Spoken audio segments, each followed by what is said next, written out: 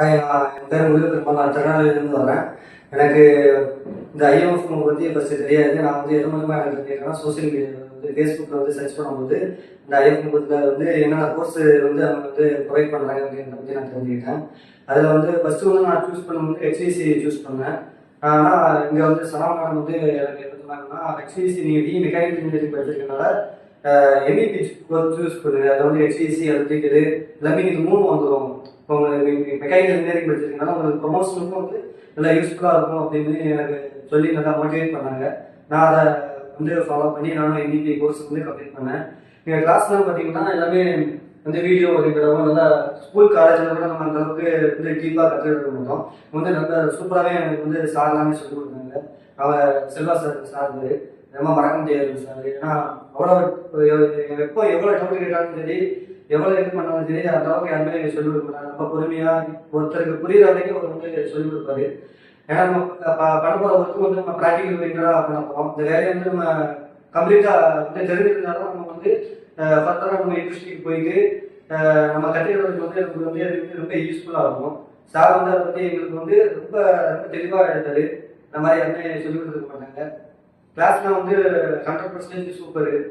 அதே மாதிரி சனா மேடமும் நான் தேங்க்ஸ் சொல்லுவேன். ஏன்னா அவங்க எனக்கு ஃபேஸ்புக்கில் இந்த மாதிரி போராட்டி எனக்கு இந்த விஷயம் தெரிஞ்சிருக்காது. 2வது விமல் சார், ஏன்னா இவ்வளோ கம்மியான பேஜில் இப்போ எம்பிக்கெலாம் பார்த்தீங்கன்னா 15,000 ரூபா. மித்த இடத்த கம்பேர் பண்ணும்போது நான் ப்ரொமோஷனுக்காக சொல்கிறேன்.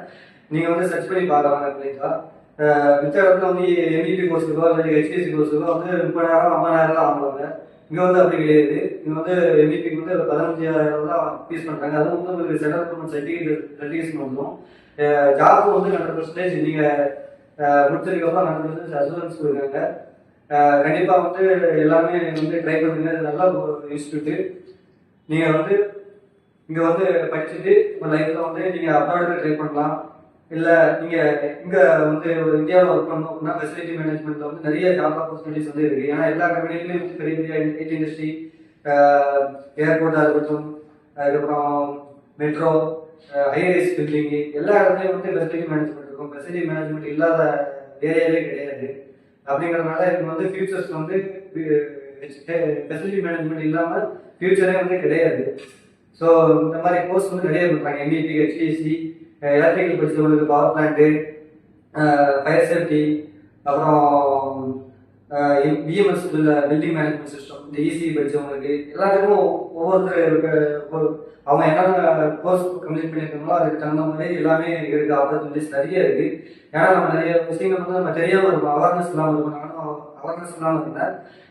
சனா மேடம் இந்த போஸ்ட் போடுறது மூலியமாக தான் எனக்கு தெரிஞ்சது. அவங்க அந்த மாதிரி அவங்க போடலாம் அப்படின்னா எனக்கு தெரிஞ்சிருக்காரு கண்டிப்பாக. அதனால் சனா மேடத்துக்கு நான் கண்டிப்பாக நன்றி வச்சுருக்கேன்.